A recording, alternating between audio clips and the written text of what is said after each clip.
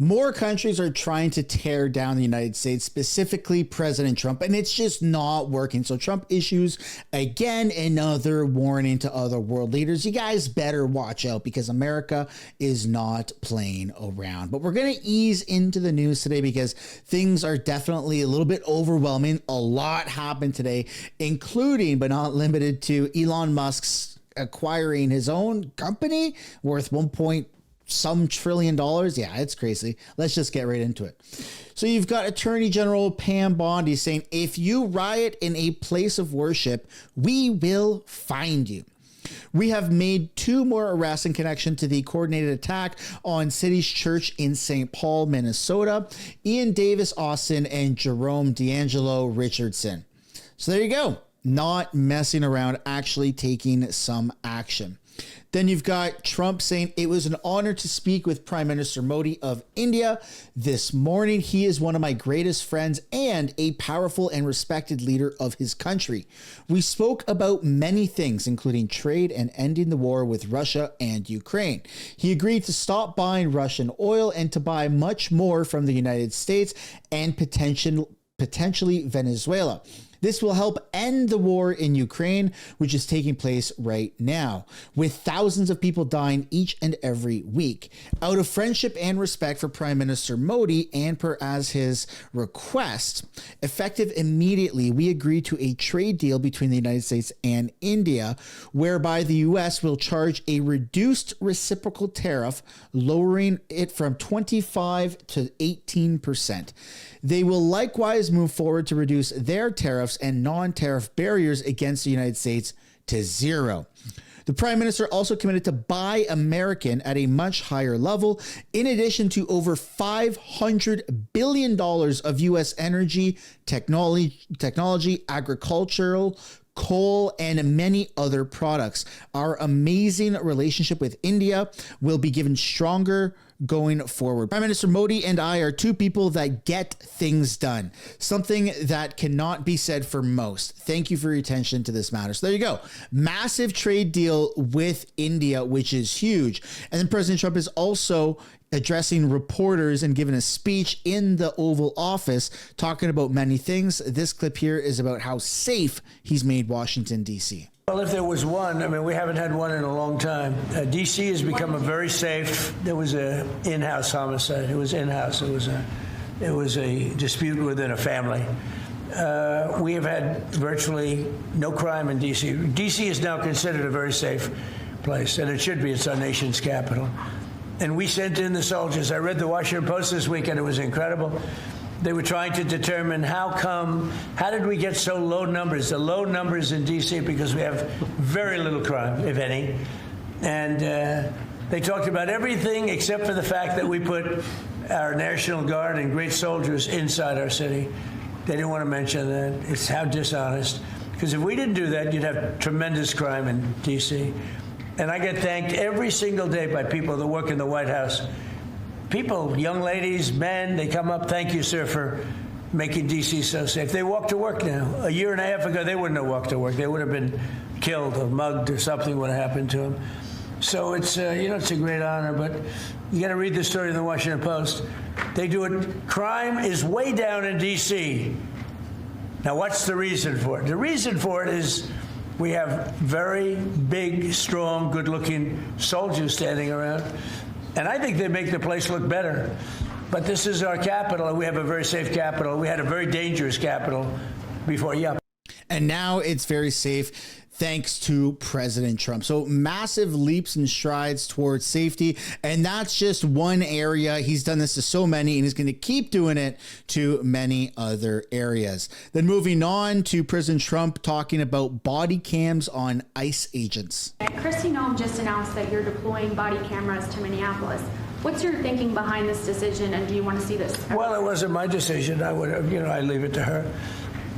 They generally tend to be good for law enforcement because people can't lie about what's happening. So it's, generally speaking, I think 80% good for law enforcement. But if she wants to do that, I'm okay with it. Remember one thing, we closed the border. I got elected on a disastrous border, and we have nobody coming in through our border anymore. We had 25 million people come in 4 years through our border. Many of them were murderers and drug dealers and mentally insane from mental institutions and insane asylums. And now we don't have anybody coming in. For 9 months now, I mean, they actually report zero. We have zero people coming in, which I find hard to believe, but the Democrats do that report. They tend to be left-leaning that do that report. So I assume it's true. And if it's not, it's a very tiny amount of people. But we basically have a tremendously perfect, strong border. And also, crime levels are at the lowest point they've been in 125 years.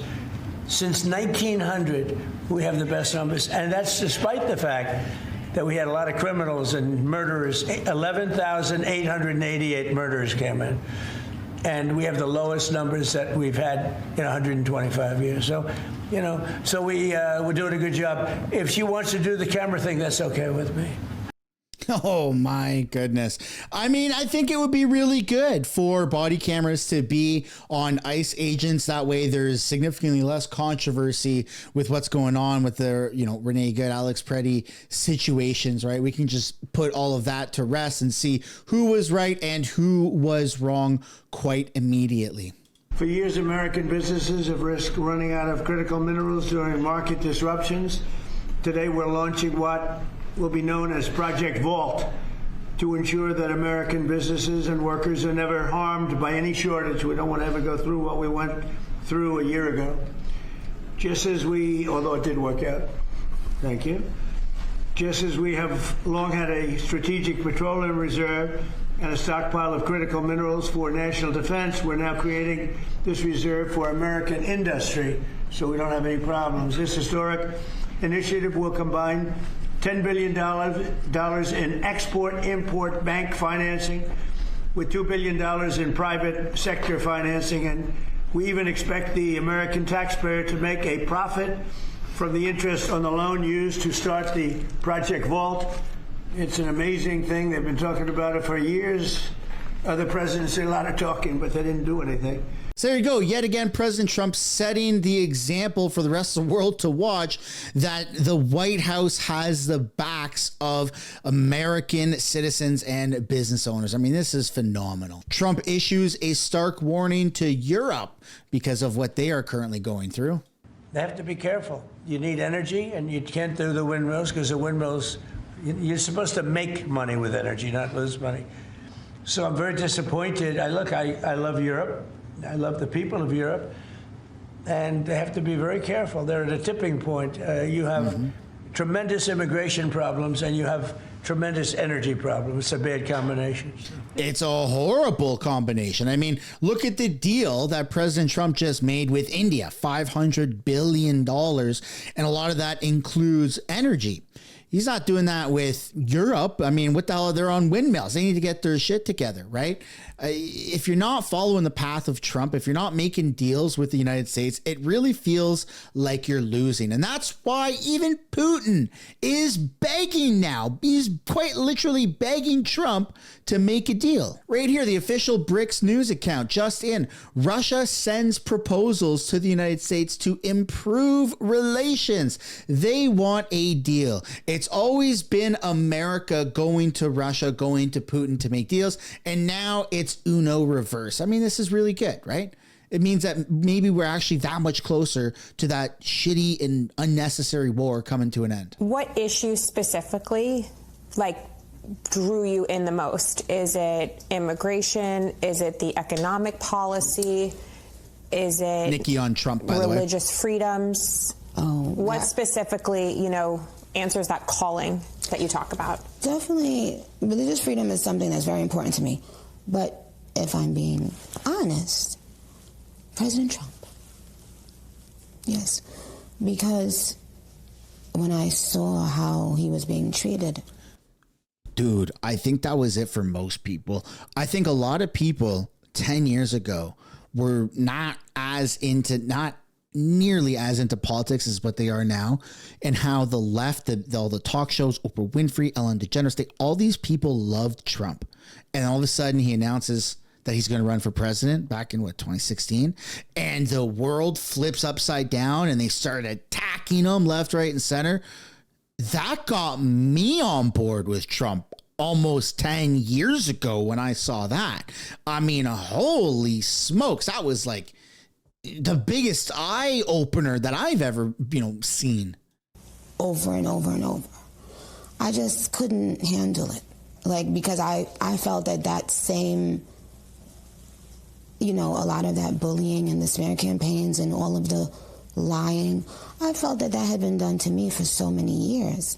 It's crazy when the machine turns on you, when you exercise your right to free speech, when you express your opinion, and the people that like you the most end up just being so radicalized and turn on you like that. It's an eye opener. We saw it 10 years ago with President Trump, and we saw it during the COVID blip, like that was a huge divisive moment for a lot of people. It just seems like there's more and more reasons now for people to wake up to the weird radicalization that we're experiencing right now. It's beyond weird. It almost seems surreal at this point. But I think I want to pass the question off to you. What got you into politics? What was the eye opener for you guys that are watching this? Like, what was the eye opener for, I'm assuming you like Trump, for your enthusiasm for President Trump? Like, what really got you past that lump and got you onto this side? Let me know down in the comments. I really look forward to reading people's experiences. It's a failed nation now, and they're not getting any money from Venezuela. And they're not getting any money from anywhere. It's a failed nation. Mexico is going to cease sending them oil. So I'd like to take care of the people that are here from Cuba. We have many people that came from Cuba that were thrown out of Cuba or that fled Cuba. They came over on rafts. They went through shark-infested waters. I don't know how they did it. And that was many years ago. Many would like to go back. Many would like to at least visit their relatives. And I think we're at a pretty close point. We are dealing with the Cuban leaders right now. It's a failed nation. Wow. Look at that, eh? I mean, dealing with the Cuban leaders after dealing with the Venezuelan leader, he's really going after it. And I think leveraging the oil that he has access to, that America now controls in Venezuela, is a massive reason for this probably upcoming deal that he's going to make with Russia.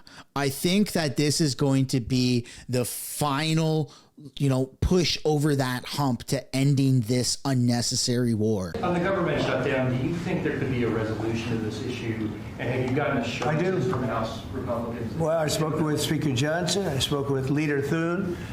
And I think they're pretty close to a resolution.